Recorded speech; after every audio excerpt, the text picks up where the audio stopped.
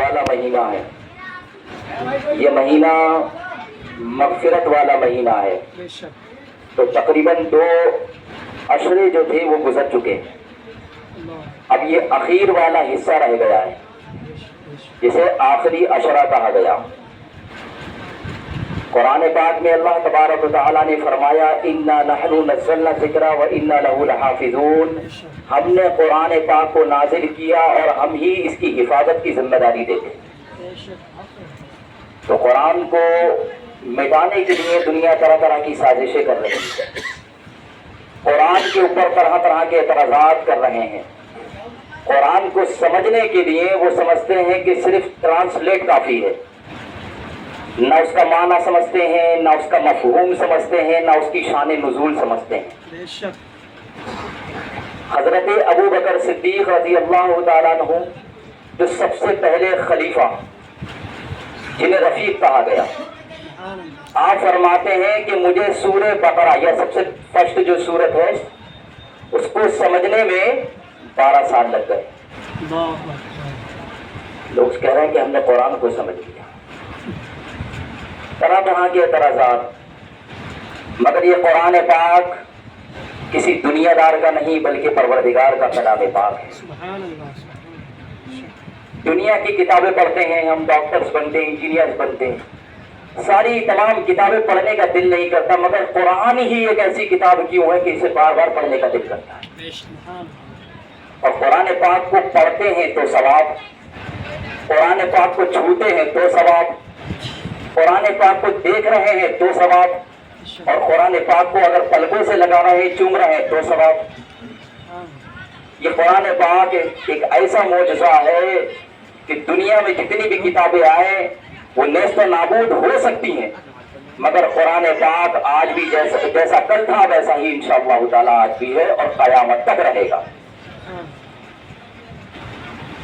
تو قرآن پاک پر لوگوں نے اعتراضات کیے کہ ہم اس کو اللہ کا کلام نہیں مانتے.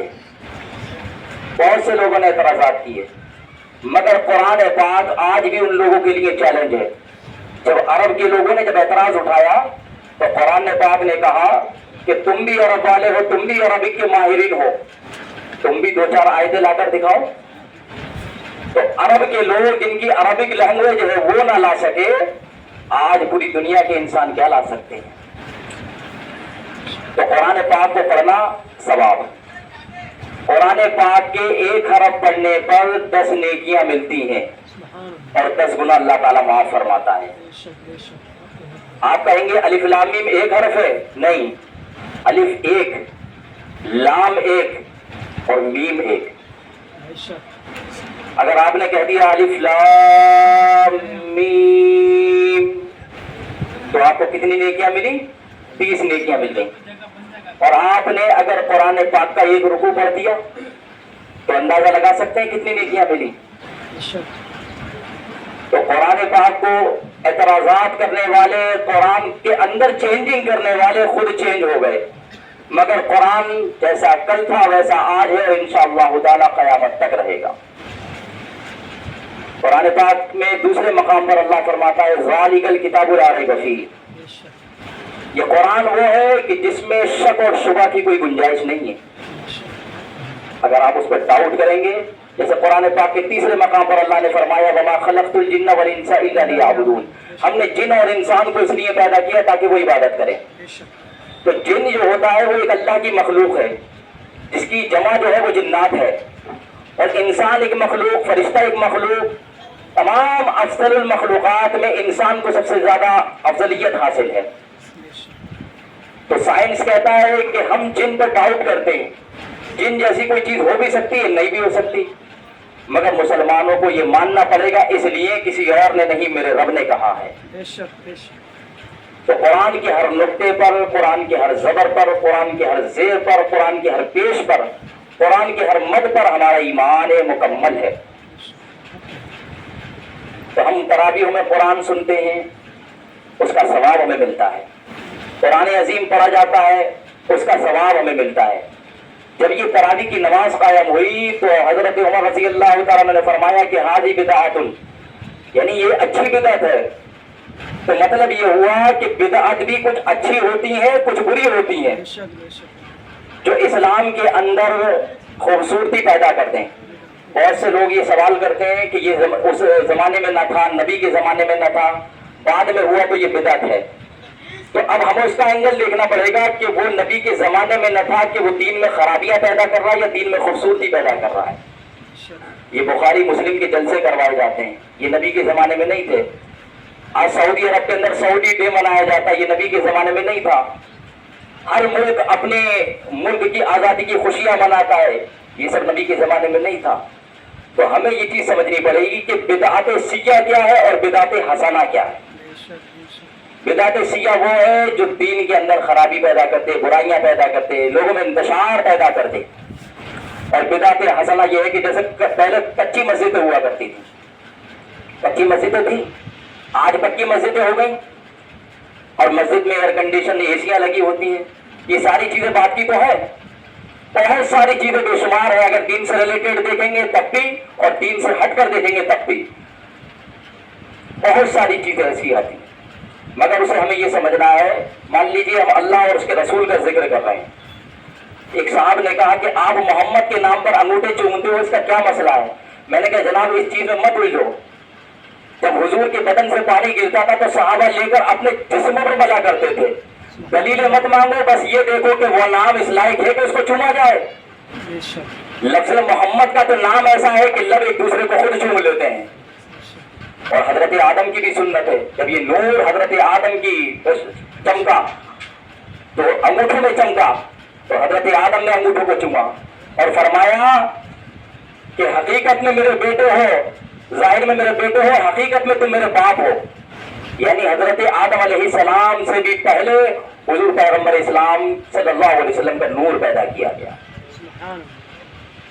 میرا موضوع دوسرا ہے کہ قرآن پاک آج ہم پڑھتے ہیں, رمضان المبارک میں پڑھتے ہیں, ایک نیکی کا ثواب 70 درجہ زیادہ ملتا ہے. شیاطین جکڑ دیے جاتے ہیں, شیاطین قید کر دیے جاتے ہیں, جنت کے دروازے کھول دیے جاتے ہیں, جہنم کے دروازے بند کر دیے جاتے ہیں. اب ہم جس حصے میں بیٹھے ہیں, جس وقت میں بیٹھے ہیں, یہ ہے آخری جمعہ, یعنی آنے والا جمعہ جو ہے, جمعرات کے دن ہم چاند دیکھیں گے. تو چاند اگر نظر آ گیا تو جمعہ کے دن عید ہوگی. حدیث پاک میں آیا کہ چاند دیکھ کر عید کرو, چاند دیکھ کر روزہ کرو. لوگ کیا کرتے ہیں, کیلنڈر کے مطابق یا سوشل میڈیا کے ذریعے لوگ اعلانات کرنا شروع کر دیتے ہیں. یہ غلط ہے. جب تک آپ اپنی ماتھے کی نگاہوں سے چاند کو ملاحظہ نہ کر لیں یا آپ کو خبر بالکل پکی خبر نہ مل جائے, جب تک آپ نہیں مانیں گے. تو یہ الوداع جمعہ ہے. اچھا, الوداع جمعہ کیا ہے؟ لوگ سمجھتے ہیں کہ یہ نئی چیز ہے, کوئی نئی چیز ہے. الوداع جمعہ بھی جمعہ ہی ہوتا ہے. جو اس سے پہلے جو جمعہ گزر گیا وہ بھی الوداع تھا, اس سے پہلے جو جمعہ گزر گیا وہ بھی الوداع تھا. آج کا روزہ ہے یہ بھی الوداع ہوتا جا رہا ہے. آنے والا روزہ ہم رکھیں گے, جب مکمل ہو جائے گا وہ الوداع ہے. تو کوئی نئی چیز نہیں ہے. بس کیا ہے کہ اس میں ایک خطبہ پڑھا جاتا ہے, کوئی نیت الگ چینجنگ نہیں ہوتی اس میں. لوگ کہتے ہیں, بہت سے لوگ کہتے ہیں کہ الوداع کی نیت الگ سے کی جاتی. نہیں, جمعہ ہی کی نیت آپ کو کرنی ہے. جو رمضان المبارک کا اخیر جمعہ ہوتا ہے اس کو الوداع جمعہ کہا جاتا ہے. تو آپ کو یہ چیزیں, چھوٹی چھوٹی چیزیں, بہت سی چیزیں جو ہوتی ہیں نا علماء سے ملتی ہیں. آپ کرتے کیا ہے, موبائل کھولتے ہیں, واٹ از دس اسلام, اسلام کیا ہے. تو موبائل آپ کو کیا بتائے گا, وہ بڑے بڑے دہشت گردوں کی تصویریں نکال کے آپ کو دکھائے گا. آپ اس پر ہی ریسرچ کرنے کی کوشش کرتے ہیں کہ یہ تو اسلام کو, اس طریقے سے لوگ جو ہے وہ گمراہ ہوتے جا رہے ہیں. آج ہمارے مسلمانوں کا ڈیٹا کیا ہے, صرف 4% لوگ جو ہیں وہ اپنے بچوں کو مولوی اور حافظ بناتے ہیں جو مدرسوں میں بھیجتے ہیں. 96% لوگ جو ہے وہ بچوں کو دنیا دار بناتے ہیں. جب آپ سے کوئی سوال کرتا ہے نا دین سے ریلیٹڈ تو آپ سر کھجانے لگتے ہیں, ہاں یہ ایسے کیسے ہو سکتا ہے. آپ ہر چیز کو سمجھیں, آپ اس کو سمجھنے کی کوشش کریں, اور سمجھنے کے لیے آپ کو علماء کی بارگاہ میں آنا پڑے گا. دین کو سمجھنے کے لیے آپ کو ڈاکٹر نہیں, انجینئر نہیں, کسی چیز کا ماہرین نہیں, بلکہ عالم دین کے پاس آنا پڑے گا. وہی آپ کو قرآن پاک سکھا سکتا ہے اور سمجھا سکتا ہے. تو اپنے مدرسوں سے وابستہ رہیں, اپنے بچوں کو عالم دین بنائیں, اپنی بچیوں کو عالمہ بنائیں. اور ایک ضروری اعلان یہ بھی سماعت فرما لیں بہت سے لوگوں کو بہت ساری باتیں ہوتی ہیں مگر وقت کی قلت دامنگیر ہوتی ہے کہ ساری باتیں ایک وقت میں نہیں کہی جا سکتی. گرمیوں کا سیزن آتا ہے تو لوگ ہاف شرٹ پہننا شروع کر دیتے ہیں, کونیاں کھلی ہیں. فتاوی رضویہ میں آیا کہ یہ مکروہ تحریمی ہے, ایسا عمل ہے جو حرام کے مقابل ہوتا ہے. پینٹ کی موڑیاں چڑھا دیتے ہیں, یہ بھی غلط ہے. حضور صلی اللہ تعالی علیہ وسلم نے اسے ناپسند فرمایا. لوگ کہتے ہیں کہ ٹخنے دکھنا چاہیے, ٹخنوں کا بھی مسئلہ میں بتاؤں آپ کو. اگر آپ کا کپڑا اتنا بڑا ہے کہ بار بار وہ نیچے گر جاتا ہے, ٹخنوں سے نیچے جا رہا ہے, بہت سی کمپنی میں یونیفارم ہوتی ہے, بہت سے لوگ اس پہ ایک حدیث بھی کوٹ کرتے ہیں کہ وہ لباس جو ٹخنوں سے نیچے ہو وہ جہنم میں لے جائے گا. اب بہت سی یونیفارم ہوتی ہیں, پولیس کی الگ ہوتی ہے, ڈاکٹرز کی الگ ہوتی ہے, کمپنیوں میں بہت سی یونیفارم الگ ہوتی ہیں, تو سب تو جہنم میں جائیں گے اس حساب سے تو نہیں.